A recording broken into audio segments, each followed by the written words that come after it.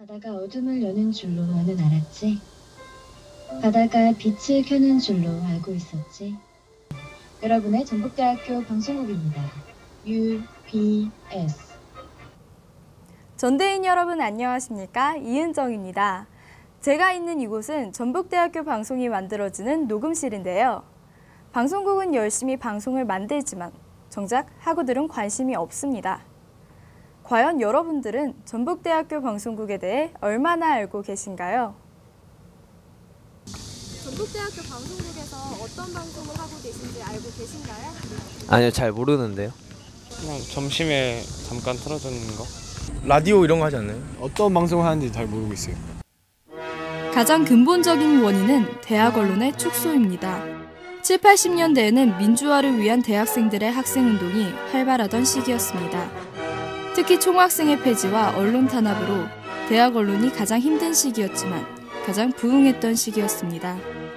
또한 매체가 발달하지 못하여 대학 언론이 사회와 연결해주는 소통수단이었습니다. 하지만 시대가 바뀌었습니다. 요즘 대학생들은 취업을 위해 스펙 쌓기에 바빠졌습니다. 또한 매체의 발달로 대학 언론은 축소되었고 대학 언론에서 일하고 싶어하는 학우들도 많이 줄었습니다.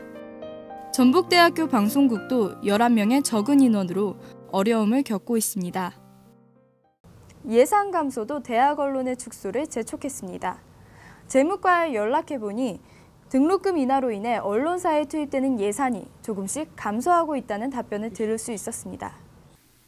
예산 부족으로 교내 스피커는 고장이 났는데도 고쳐지지 않고 있습니다. 그렇다면 왜 해결하려 하지 않는 걸까요? 먼저 전기과에 연락해보았습니다.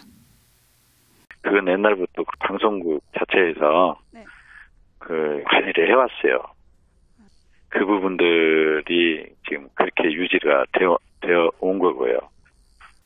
전북대학교 방송국을 찾아가 보았습니다. 네, 스피커 보수에 따른 예산이 지급되지 않아서 스피커 수리를 하지 못하고 있습니다.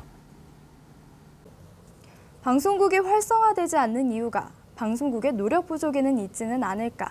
전북대학교 방송국에 찾아가 보았습니다. 모든 방송을 생방송으로 유튜브로 송출을 하고 있으며 협찬 사업의 일환으로 학우들에게 쿠폰을 지급하고 앞으로는 카카오톡 아이디를 개설해서 방송국을 홍보하고자 합니다. 방송국은 굉장히 다양한 서비스를 제공하고 있었는데요. 그렇다면 학우들은 이런 서비스가 있다는 사실을 알고 있을까요? 이런 서비스가 있는지 알고 계셨나요? 아니요, 몰랐어요. 아니요. 저는 전혀 몰랐어요, 하나도. 안타깝게도 학우들은 다양한 서비스에 대해 잘 모르고 있었습니다. 즉, 두 번째 원인은 홍보 부족이었습니다. 학우들이 많이 찾아보는 학교 홈페이지를 들어가 보겠습니다. 중앙대학교는 메뉴에서 언론사를 쉽게 찾을 수 있었습니다. 그러나 전북대학교는 쉽게 찾기 어려웠습니다. 또한 배너도 신문사만을 위한 것이었습니다. 왜 그런지 홍보부에 물어보았습니다. 제가 이제 상담 메뉴를 결정할 과정에는 없었기 때문에 제가 이렇다라고 딱 말씀드리기 좀 어려운 부분이 있는데, 배너는 있었는데 이게 시기적으로 배너를 계속 고정해서 나가는, 아주 오랫동안 해도 6개월 이상 막 이렇게 고정을 막 이렇게 해드리는 건 아니거든요. 전북대 신문사 같은 경우에는 고정 요청이 왔거든요. 반년 이상 지금 지속되고 있거든요. 다른 데서는 이런 부분에 대해서 전혀 요청이 없었어요. 저하고 잘 협의만 하면은 제가 보고 드려서 다 처리를 해줄 수 있거든요. 얘기하셔가지고 진행했으면 좋겠어요. 마지막 원인은 영상을 활용한 컨텐츠가 부족하다는 것입니다. 전북대학교는 오디오 방송에 비중을 두고 있어 소재를 다양하게 표현하기에는 어려움이 있습니다. 이제까지는 원인을 분석해봤습니다. 그렇다면 해결 방안에는 어떤 것들이 있을까요? 전북대학교 방송국의 경우 인원이 적어 영상과 오디오를 함께 진행하기에는 어려움이 있습니다. 그렇다면 방송을 영상으로 전환해보는 것은 어떨까요? 영상을 이용해 성공한 경상대학교 방송국에 가보았습니다. 앵커 촬영 날이 되면 메이크업 샵에 따로 가서 메이크업을 다 지원받고 의상도 협찬을 받고 그런 식으로 앵커 촬영이 이루어지고 있습니다. 서부 경남 지역 방송국이 있어요. 거기에 연계돼서 저희 학교 방송국에도 나가고 또 그 지역 방송에도 나가고 있고요. 요즘에는 오디오 방송보다는 영상 방송이 좀 더 특화되어 있고 영상 방송 쪽으로 초점이 맞춰지고 있다 보니까 저희 학교도 오디오 방송을 줄이고 영상 뉴스로 가게 됐습니다. 만건이었던 뉴스 꼭지가 하나 있었는데요. 그게 저희 학교를 졸업한 선배님께서 이제 창업을 하였다 뭐 이런 내용이었는데 학생들이 이제 평상시에는 몰랐던 걸 이제 저희가 취재함으로써 알게 된 부분이 많기 때문에 이제 많이 보고 시청하고 하면서 많아지게 된 것 같습니다. 서강대학교는 영상 시리즈물인 시트콤을 제작합니다. 경희대학교는 영상을 활용하여 요리 프로그램과 뮤직 드라마를 제작합니다.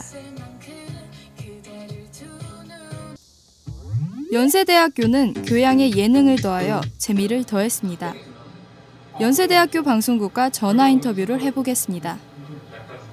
최근에 그 마녀사냥 그 프로그램이 되게 인기가 많았었는데 남토구를 통해서 우리 또래 남대생들이 생각하는 바가 어떤 건지를 다양하게 알고 싶어서 그런 프로그램을 기획하게 되었습니다.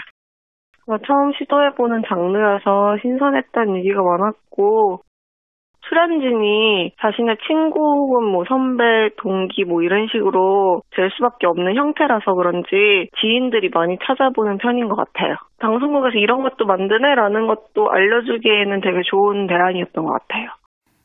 방송국 홍보를 위하여 창원대학교는 오픈 스튜디오를 열기도 합니다.